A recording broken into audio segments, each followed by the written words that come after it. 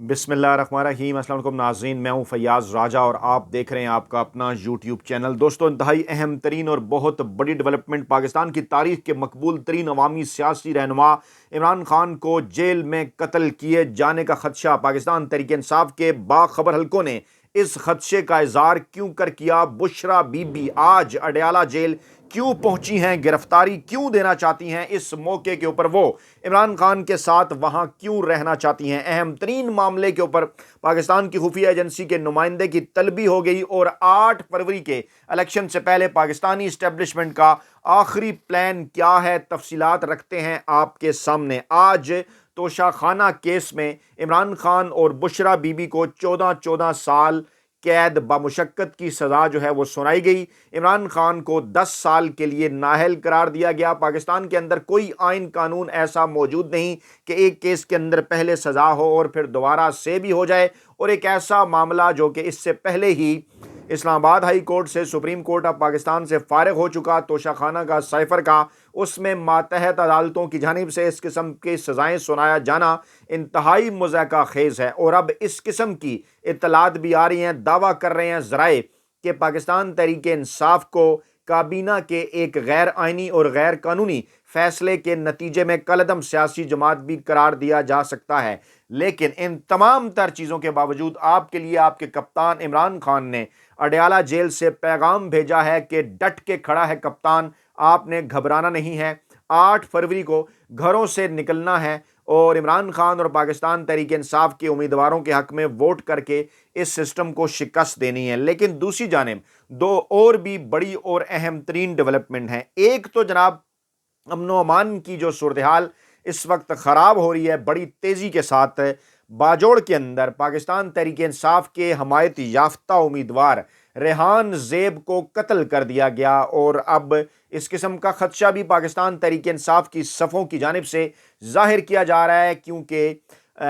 उनको कहा गया था कि वो इलेक्शन से दस्तबरदार हो जाएं पाकिस्तान तहरीक इंसाफ के दूसरे कैंडिडेट के मुकाबले में, लेकिन वो अभी तक दस्तबरदार नहीं हुए थे, और अब इसको अंदरूनी लड़ाई बनाया जाएगा। इस किस्म की जो है वो एक माहौल पैदा करने की कोशिश की जाएगी कि ये कोई शायद आपस का मामला है। लेकिन डेफिनेटली ये डोरें कहाँ से हिल रही हैं, इस किस्म के वाक़यात क्यों हो रहे हैं, इन तमाम तर चीज़ों को लिंक करना ज़रूरी है, क्योंकि इलेक्शन कमीशन ऑफ पाकिस्तान ने कल सिक्योरिटी हुकाम के साथ, खुफिया एजेंसी के नुमाइंदों के साथ अहम तरीन इजलास भी बुला लिया है और कहा है कि खैबर पख्तूनख्वा के अंदर और बलूचिस्तान के अंदर अमन व अमान की सूरत हाल हो रही है बड़ी तेज़ी से ख़राब, और क्या इलेक्शन करवाए जा सकते हैं या नहीं। दूसरी जानिब पाकिस्तान तहरीक इंसाफ के अंदर इंट्रा पार्टी इलेक्शन करवाने के हवाले से भी इत्तलात हैं, ख़बरें आ रही हैं, उसकी तफसीलात भी आपके सामने रखते हैं। पहले आपको बताते हैं जनाब, तोशाखाना केस में आज ये गैर आइनी गैर कानूनी फैसला हुआ। जज मोहम्मद बशीर, जिनकी छुट्टियां मंजूर नहीं हो सकी थी, जिनकी तबीयत भी रात ख़राब हो गई थी, लेकिन पता नहीं कब कैसे किस तरह से वहां पहुंचे और उन्होंने ये सज़ा सुनाई। और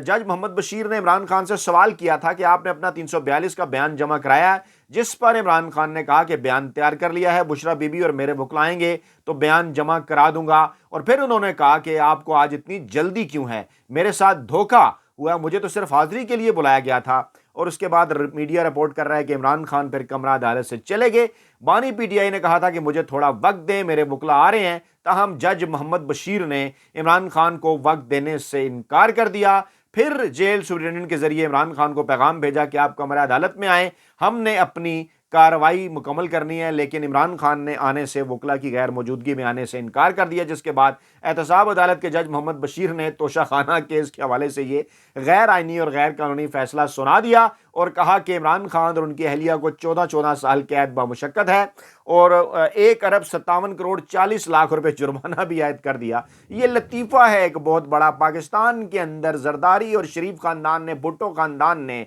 तोशाखाना से जो है वो क्या कुछ वो ले कर जो है वो चले गए, गाड़ियों के उनके ऊपर केसेस हैं, वहाँ पर कुछ नहीं हुआ। और यहाँ पर जहाँ पर इमरान खान ने ना सिर्फ तोहफ़ों की कीमत बढ़ाई, उसके बाद आइनी और कानूनी कार्रवाई करते हुए उनको आइन और कानून के मुताबिक ख़रीदा, बेचा,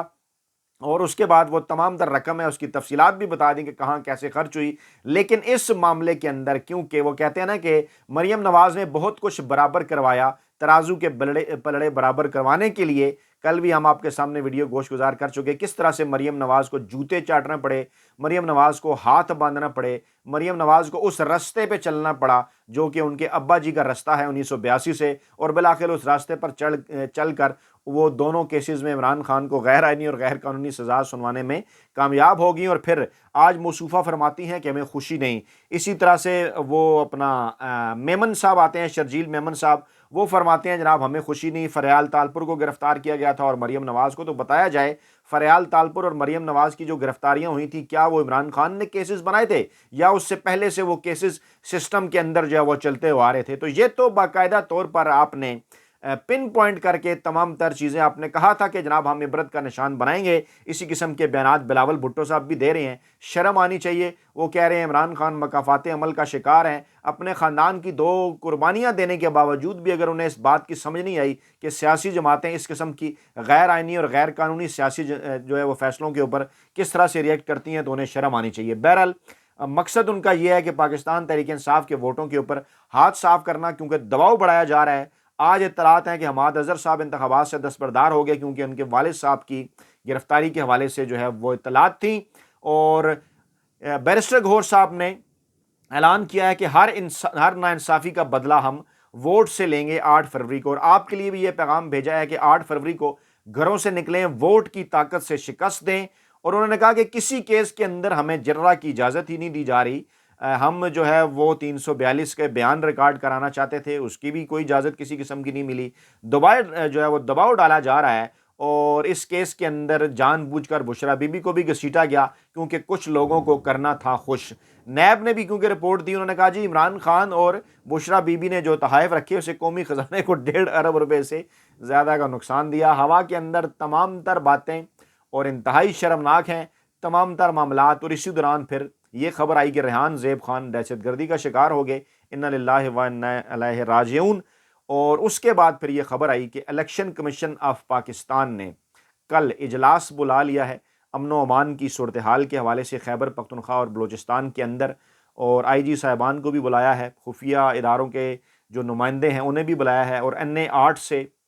یہ جو الیکشن ہے باجوڑ سے، الیکشن کمیشن نے یہ بھی ملتوی کر دیا ہے فوری طور پر، اور پولیس کہہ رہی ہے جناب کہ وہ فائرنگ سے جاں بحق ہوئے، آزاد امیدوار انہیں جنگ جیو گروپ قرار دے رہا ہے۔ ویسے پی ٹی آئی کے تمام امیدواروں کو وہ لکھتے ہیں کہ پی ٹی آئی کے حمایت یافتہ امیدوار ہیں، لیکن انہیں آزاد امیدوار قرار دیا جا رہا ہے۔ اس کے پیچھے بھی بیسیکلی کچھ مقاصد ہیں تاکہ اس قسم کا ایک ماحول نہ بنے کہ پاکستان تحریک انصاف کے اوپر جو ہے وہ زمین تنگ کی جا رہی ہے۔ یعنی ہر طریقہ، ایک طرف دیکھیے نا، ایک طرف تو حماد اظہر صاحب دستبردار ہوتے ہیں، ریحان زیب صاحب کو قتل کر دیا جاتا ہے، اور پھر حیران کن طور پر اس قسم کی اطلاعات بھی آتی ہیں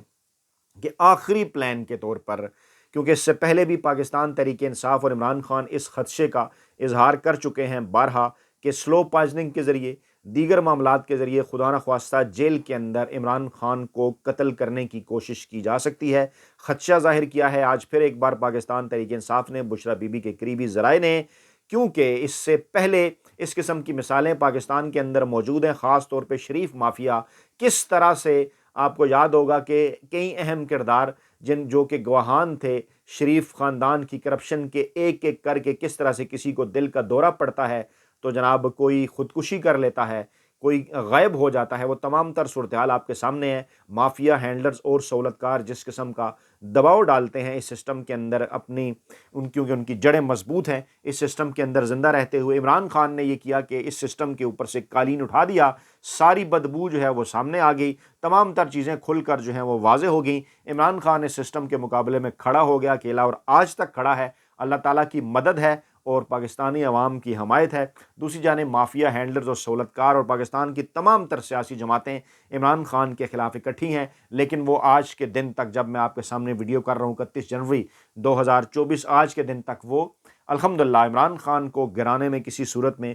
کامیاب نہیں ہو سکیں، اور اب اس قسم کے خدشات جو پاکستان تحریک انصاف اور بشرا بی بی کے قریبی ذرائع کی جانب سے جو سامنے آ رہے ہیں اس کے اوپر یقینی طور پر غور کیا جانا چاہیے۔ اطلاعات اس وقت یہ ہیں کہ بشرا بی بی خود پہنچی تھیں گرفتاری دینے کے لیے اڈیالہ جیل کے اندر، سپرنٹینڈنٹ کے کمرے میں موجود ہیں جب میں آپ کے سامنے یہ ویڈیو کر رہا ہوں. آج ان کی گرفتاری ہو سکتی ہے. انتظامیہ نے یہ کہہ رہی ہے کہ ابھی آپ کے وارنٹ نہیں نکالے گئے, ابھی پروسیجر مکمل ہوگا, اس کے بعد پھر آپ کی گرفتاری ڈالی جائے گی. اس موقع کے اوپر بشرا بی بی جو ہیں وہ بھی جیل میں عمران خان کے ساتھ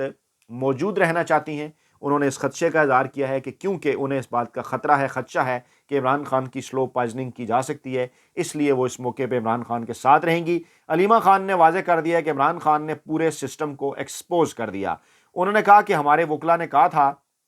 کہ بار کونسلز اور ایسوسیشنز ہمارے ساتھ کھڑی ہوں گی, مگر وکلا نے کیوں نہیں دیکھا کہ ہمیں انصاف دلا سکیں گے, یعنی ہمارے وکلا ہمیں جواب دیں. اور انہوں نے کہا کہ عمران خان نے اس پورے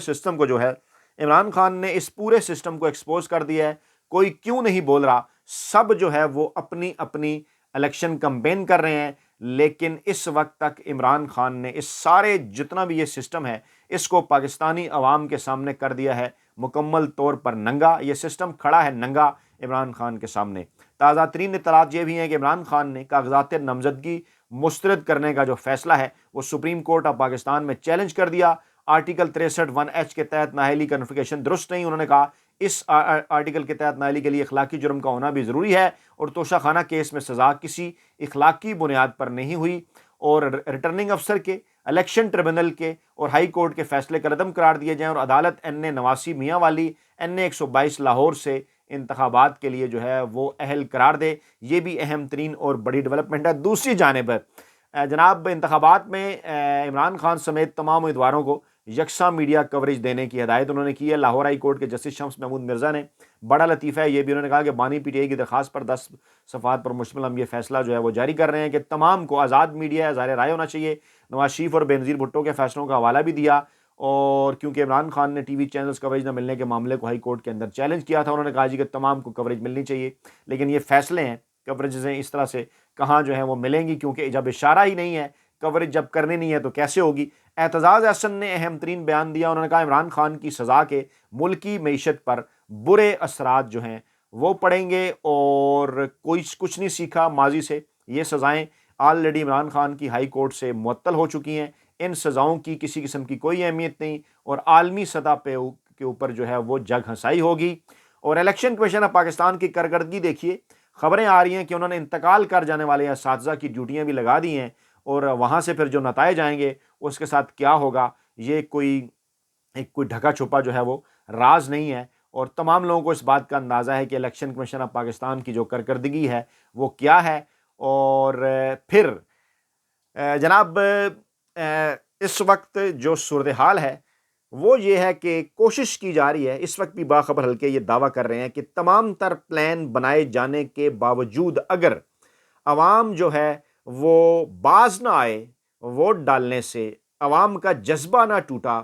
اور کوئی رد عمل پاکستان تحریک انصاف کی جانب سے ایسا نہ آیا کہ جس کے نتیجے میں الیکشن کا وہ بائیکاٹ کریں, تو آخری لمحات تک اس بات کے چانسز موجود ہیں کہ پولنگ ڈے کی جو تاریخ ہے اس میں توسیع کر دی جائے. اور ذرائع کا یہ دعویٰ ہے کہ الیکشن کمیشن نے بلوچستان اور خیبر پختونخوا میں امن و امان کی بگڑتی صورتحال کے حوالے سے نوٹس لے کر جو اجلاس بلایا ہے وہ بڑا امپارٹنٹ ہے, اور ممکنہ طور پر اسی اجلاس کے اندر